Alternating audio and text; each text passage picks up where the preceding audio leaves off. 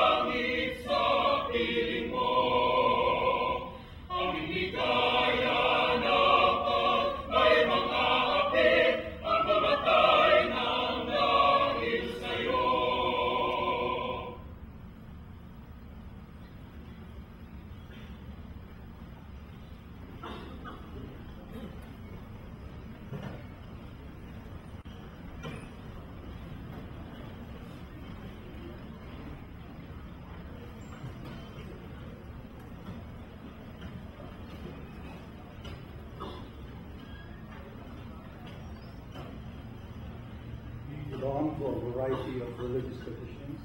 May I invite you for us to call blessings on this Sabbath this afternoon.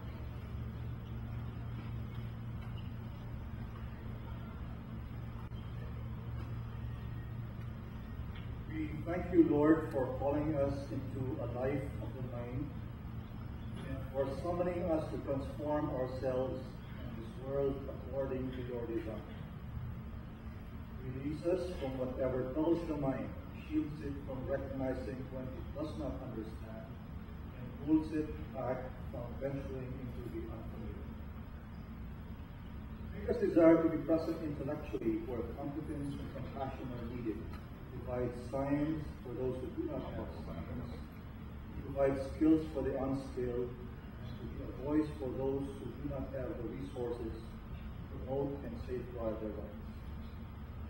Make our senses keen to your prodding, to make of ourselves and our work evermore the image of your love. We ask this in Christ's name.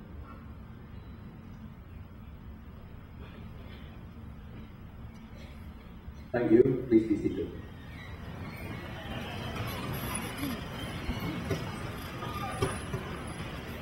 Good afternoon, ladies and gentlemen. Welcome to the Ateneo de Manila University. We'd also like to welcome all of our viewers watching live via our webcast this afternoon. Now, let us please welcome Mr. Manuel V. Pangilinan, Chairman of the Board of Trustees of the Ateneo de Manila University, who will give us the welcome remarks.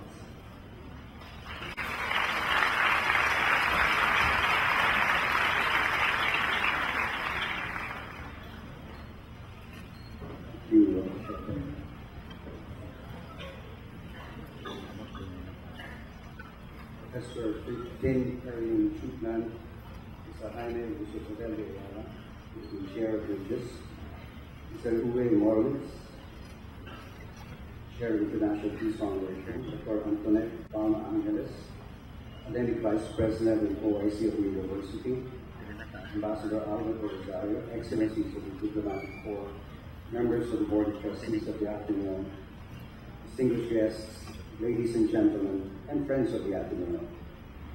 It's my privilege to warmly welcome you to the keynote lecture of Dr. Kydland at the Ateneo de Manila University. It is an honor as well to host this event, and we're happy to see the Academy, business, as well as the big student contingent present here today. This afternoon will be interesting and insightful, especially for us in business and banking, and even for the Pinoy everyman. Dr. Kydland's work in economics, expository and systematical, and those of Professor Edward Prescott, with whom we shared the 2004 Nobel Prize, and landmarks in shaping monetary policy, particularly encouraging the independence of central banks, the driving forces behind dynamic business cycles, and the importance of mundane decisions made daily by firms, businesses, individuals, and even governments. We would like to thank the International Peace Foundation and its founding chairman, Mr. Uwe Morowitz, and Mr. Jaime Augusto Zabel de Ayala for bringing the program Bridges, Dialogues Towards a Culture of Peace, and giving our people and our students a chance to interact with Nobel laureates. Thank you for joining us this afternoon, and again, a very warm welcome to all of you. Thank you.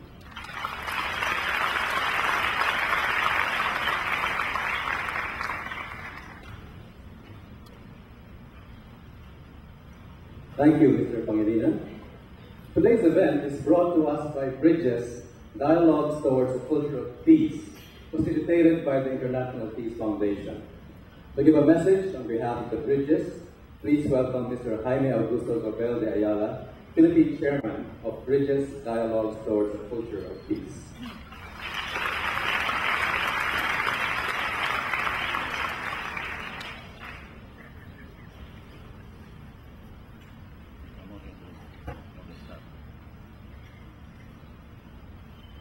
Mr. Pangilinan, Professor Palma Angeles, Deans of the school, faculty members, students, distinguished guests, ladies and gentlemen. Good afternoon to all of you, and welcome also to this third in a series of lectures by Nobel laureates in this ASEAN-wide series of events entitled Bridges, Dialogues Towards the Culture of Peace. We are really delighted to be holding this Bridges event here today at Ateneo, an institution proud of its heritage as a leading intellectual center run by the Society of Jesus, equally proud as a 468-year-old organization which has made many historic contributions to the world. Established, as many of you know, as a religious order of just 10 men in the year 1540, led by the intrepid Ignatius Loyola, the Jesuits produced great men such as the linguist, mapmaker, and philosopher Matteo Ricci, and Francis Xavier, the man credited for opening much of Asia to the society. Names which are now forever honored on the grounds and buildings of this really quite beautiful campus. The Ateneo in the Philippine province of Jesuits has also made some great contributions to the society. One of them is the new Jesuit Superior General, Father Adolfo Nicolas, only the 29th successor to St. Ignatius in the Jesuits' rich and long history.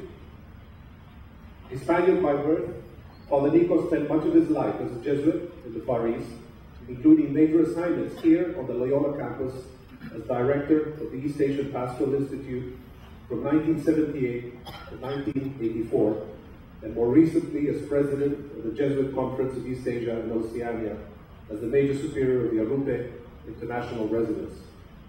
Even when he was based in Japan, he maintained a Philippine connection, caring for Filipino migrants in a parish in Tokyo.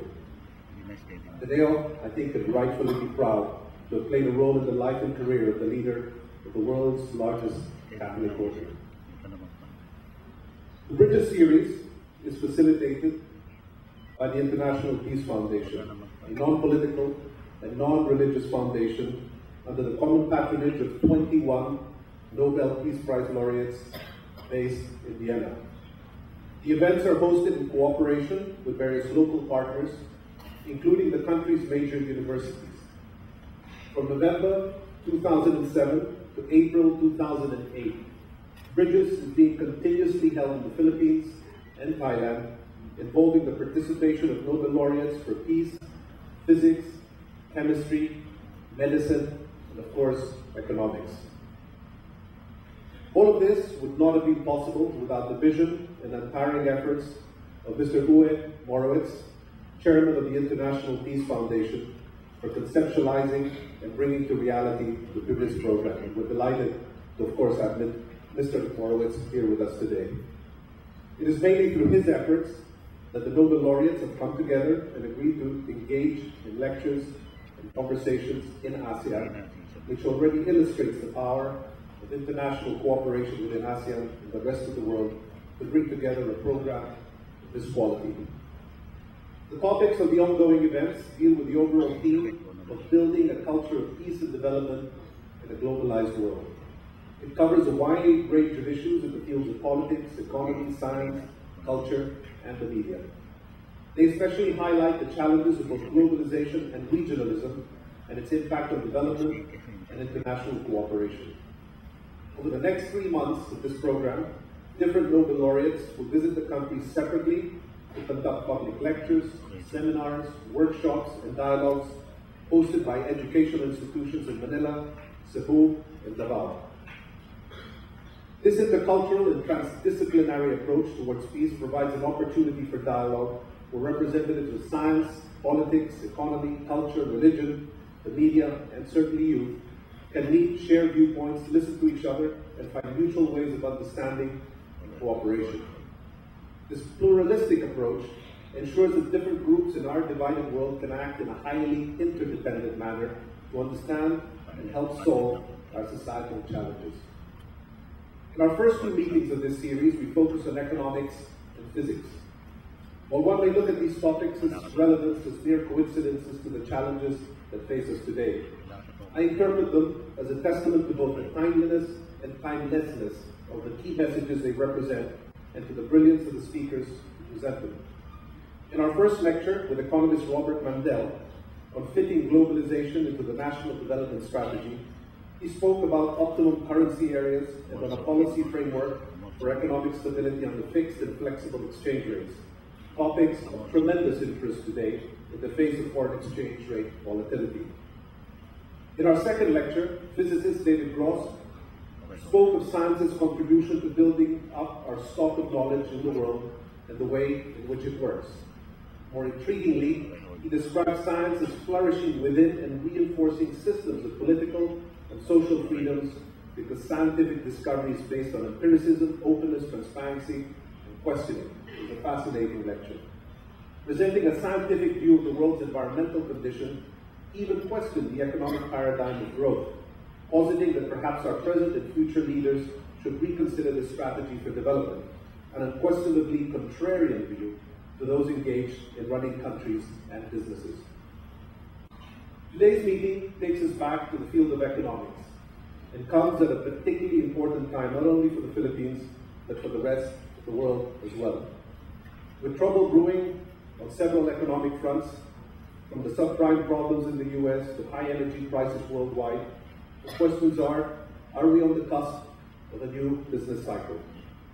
For the Philippines, we're coming off a year of the highest economic growth in more than 3 decades. Yet, we still see poverty in our midst and migration steadily increasing as more people seek opportunities abroad. What do these trends tell us about our own economic cycle? One of our speakers' specialties is on analyzing the driving forces of business cycle. His views will be important for all of us here today. I'd like to thank Ateneo and all of you here today for taking part in this program. May it help us facilitate the culture of peace and development through dialogue. In this spirit, we welcome the 2004 Nobel Laureate for Economics, Professor Kydland, who has agreed to come to the Philippines and support bridges. Certainly, I look forward to his speech, and again, thank you to Ateneo most especially for hosting this event here today. Thank you.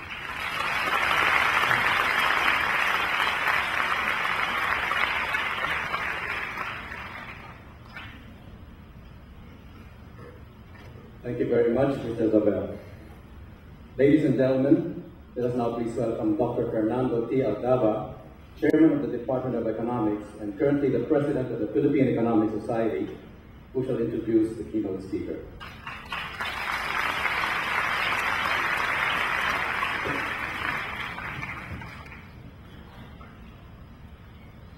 Good afternoon.